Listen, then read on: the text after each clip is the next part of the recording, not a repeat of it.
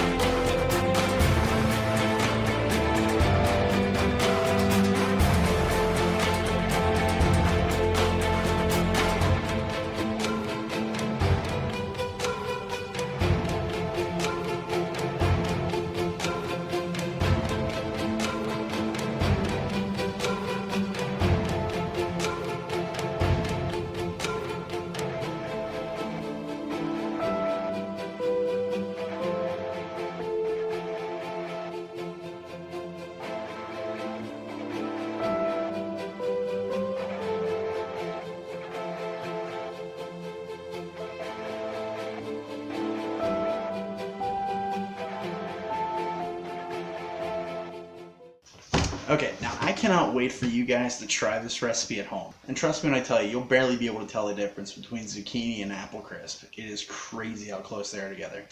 Okay, well that's all I have time for this week.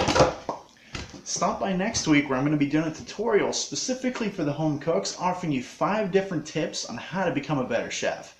Stuff that we do in the kitchen that you might not. It's going to be good. I bet you'll get a lot of use out of it.